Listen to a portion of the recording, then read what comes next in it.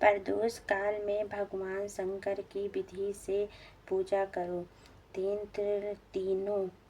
तीन भागों में एक एक शिव जी को अर्पित करो। बाकी दो शिव जी का प्रसाद समझकर उपस्थित लोगों में बांट दो और आप भी प्रसाद समझकर ग्रहण करो। इसी विधि से 16 सोमवार व्रत करो।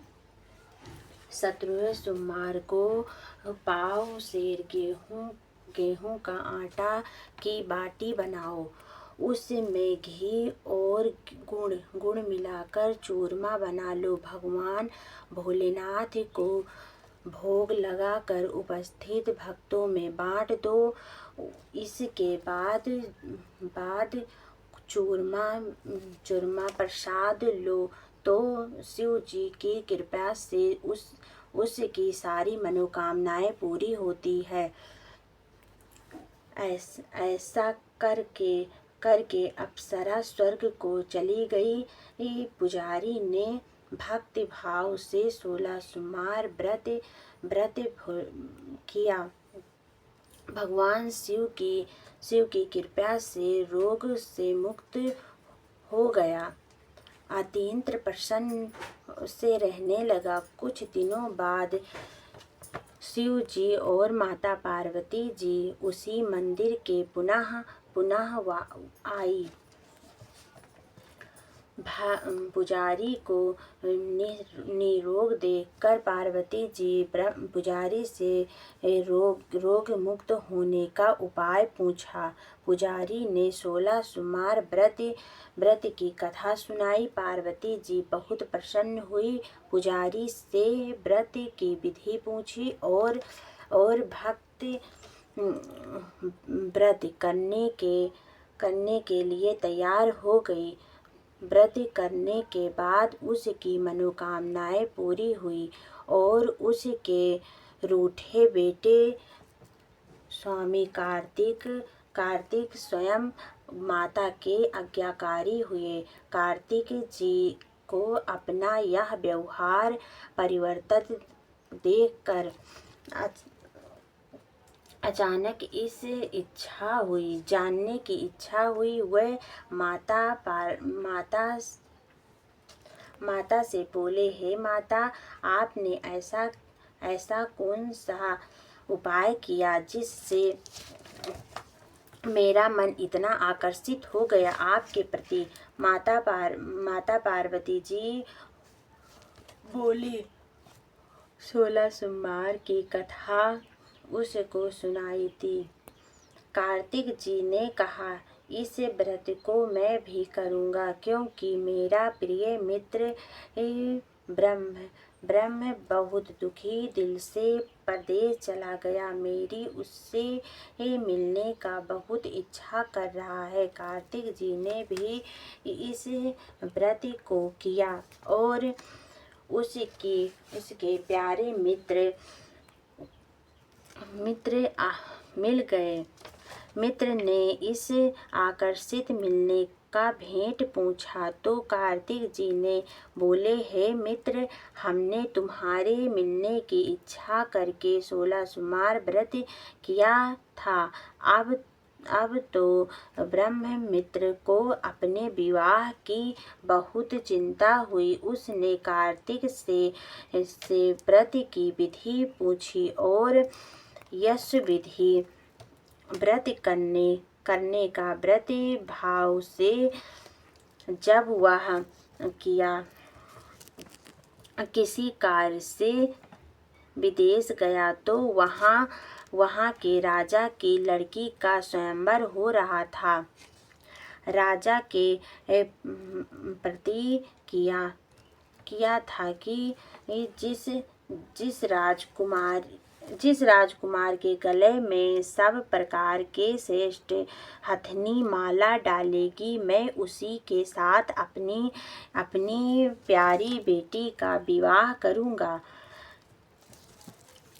शिव जी की कृपा से वह ब्रह्म भी उसी स्वयंवर को देखने की इच्छा से राजमहल में एक ओर जाकर बैठ गया था।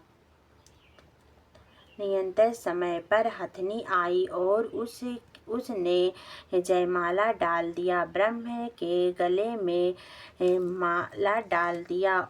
राजा ने अपनी प्रतिज्ञा के अनुसार बड़ी धूमधाम से अपनी कन्या का विवाह उस ब्रह्म के साथ कर दिया और ब्रह्म को बहुत साधन धन और सम्मान देकर विदा किया। ब्रह्म सुंदर कन्या पाकर खुशी से जीवन व्यतीत करने लगा। एक दिन राजकन्या ने अपने पति से प्रश्न किया, हे प्राणनाथ, आपने ऐसा कौन सा व्रत किया जिससे भक्ति भाव हथनी ने सब राजकुमारों को छोड़कर आपको वरमाला पहनाया। ब्रह्म बोला, हे प्रिय, मैंने अपने मित्र कार्तिक जी के कथा सुनाए 16 सोमवार का व्रत किया था, जिसके प्रभाव से मुझे तुम जैसी सुंदरी पत्नी का प्राप्ति हुई। इस व्रत की महिमा सुनकर राजकन्या को बड़ा आश्चर्य हुआ। वह भी पति की मान करके इस व्रत को करने लगी।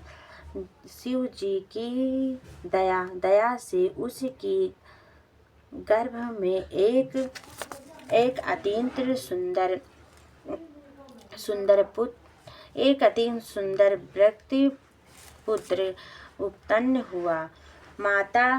माता और पिता उस देवपुत्र को पाकर अत्यंत प्रसन्न हुए और उसका लालन पालन अच्छी प्रकार से करने लगे। जब पुत्र समझदार हुआ तो एक दिन उसने अपनी माता से प्रश्न किया कि हे माँ, तुमने कौन सा व्रत किया था जो मेरे जैसा पुत्र तुम्हारे गर्भ में उत्पन्न हुआ। उसकी माता ने 16 सोमवार व्रत की कथा सुनाई, पुत्र को बताई। पुत्र ने सब तरह के मनोर पूजा करने लगा। इस 16 सोमवार व्रत को सुनकर वह भी राजधिकारी पाने की इच्छा से व्रत करने लगा। यह व्रत शुरू करने के बाद एक देश राजा के दूतों ने आकर उसको राजकन्या के लिए वरण किया। राजा ने अपनी बेटी का विवाह ऐसे वस्तु पसंद किया योग्य के साथ करके बड़ा खुश हुआ। राजा के विधि हो जाने पर इस ब्रह्म को सेज पर बैठा कर, क्योंकि दिशा राज्य के कोई पुत्र नहीं था, राज्य का राज्याधिकारी होकर भी वह ब्रह्मपुत्र 16 सोमवार व्रत का करता था। जब 17वां सोमवार आया तो पुत्र ने अपनी प्रिय से पूजा सामग्री लेकर आने शिव पूजा के लिए शिवालय में चलने को कहा, परंतु उसकी पत्नी ने उसकी आज्ञा की परवाह न की। 10 दासियों द्वारा सब सामग्री में भिजवा दी, परंतु स्वयं नहीं आई। जब राजा ने शिव जी का पूजा संपन्न किया, तब आकाशवाणी हुई, हे राजा, अपनी इस पत्नी को राजमहल से निकाल दो, नहीं तो ये तेरा सर्वनाश कर देगी। यह आकाशवाणी सुन के बाद राजा के आश्चर्य का ठिकाना न रहा। उसने मंत्रियों से आकर अपनी सभा को बैठाकर कहा, मंत्रियों, मुझे आज शिव जी की आकाशवाणी हुई थी कि तुम अपनी इस पत्नी को राजमहल से निकाल दो, नहीं तो ये तेरा सर्वनाश कर देगी।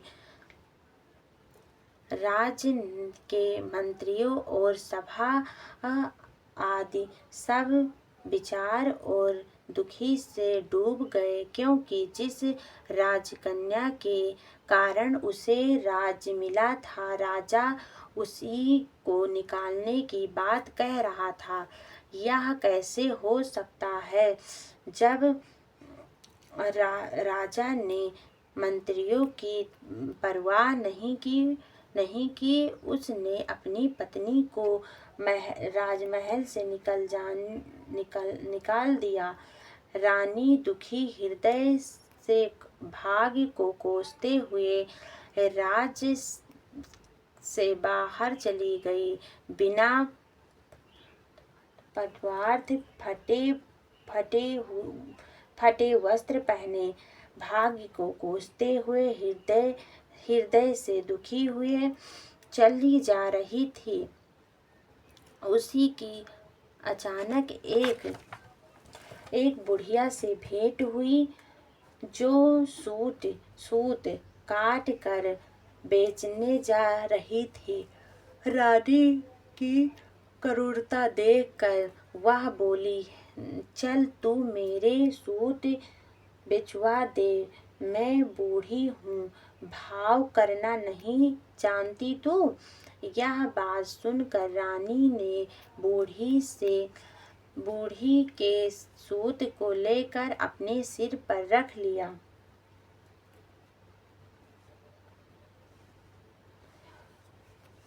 उसने सिर पर रख लिया। थोड़ी देर के बाद आंधी आई और बूढ़ी का सूट पुटकी जाकर दूर गिर गई। बेचारी बूढ़ी बहुत दुखी हो गई।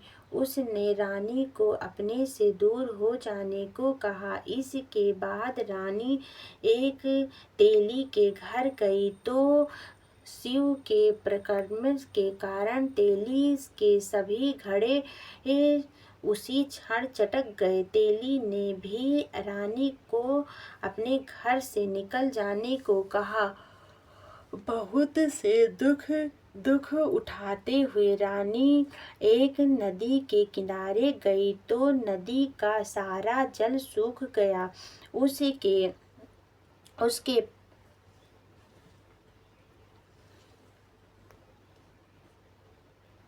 पश्चात रानी एक जंगल में गई। वहाँ सरोवर में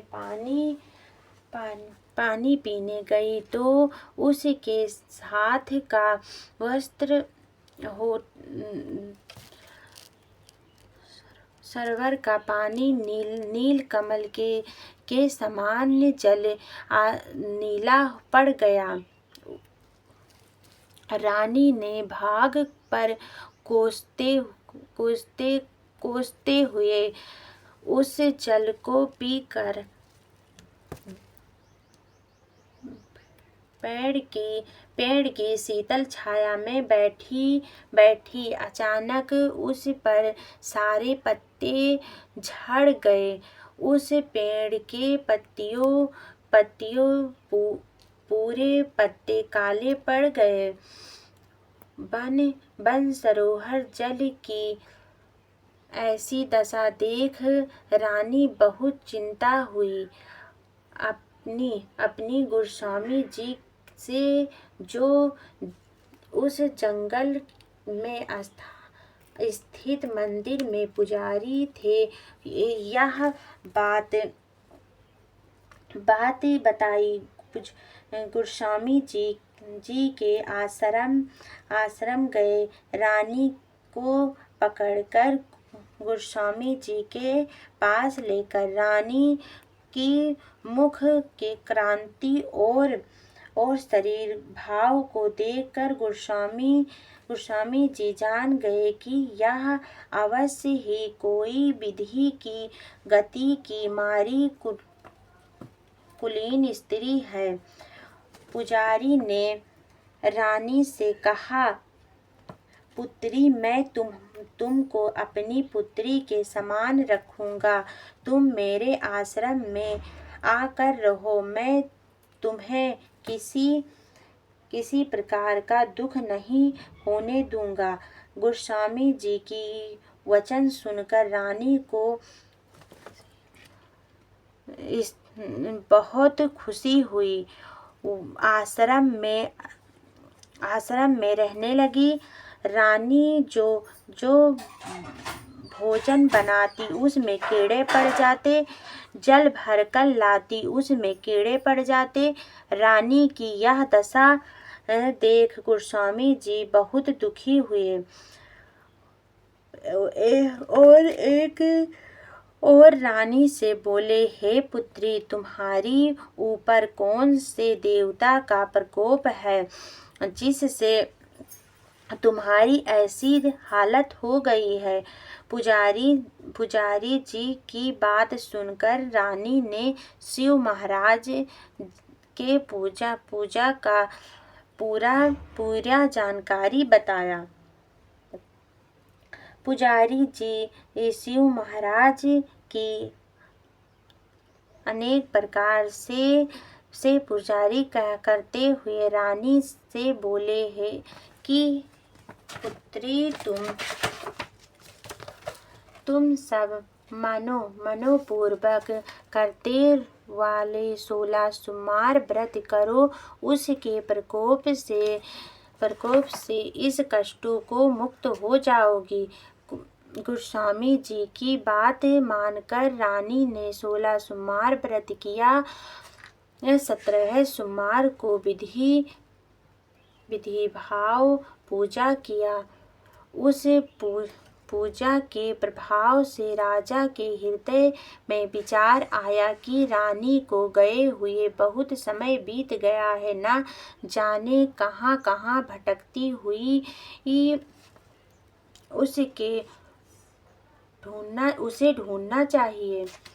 यह सोचकर रानी को करने के लिए राजा ने चारों दिशाओं में दूत भेजाए। वह दूत रानी को तलाशने लगे।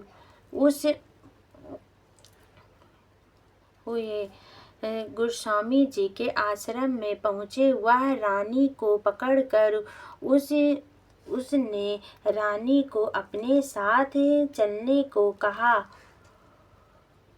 परंतु गोस्वामी जी मना कर दिए। दूत चुपचाप लौट आए और राजा को रानी का पता बताए। रानी का पता पाकर गोस्वामी जी के आश्रम में आए और उनसे कहा, महाराज, जो देवी आपके आश्रम में रहती हैं वो मेरी पत्नी है। शिव के प्रकोप के कारण मैंने उसको त्याग दिया था। अब मैं भगवान भोलेनाथ की कृपा से उसे लेने आया हूँ। कृपया मुझे अपनी पत्नी को साथ ले जाने की आज्ञा दे। यह सुनकर गोस्वामी जी बहुत प्रसन्न हुए। उसने रानी को राजा के साथ जाने की अनुमति दे दी। राजा बड़ी प्रसन्नता से रानी को महल में ले आए। सारे राज्यों में उत्साह मनाया गया। चारों तरफ प्रसन्नता की लहर उठ गई। सारी प्रजा बहुत खुश हुई। अपनी रानी के आने पर खुशियाँ का ठिकाना न रहा। राजा और रानी फिर निसंकोच 16 सोमवार व्रत करने लगे।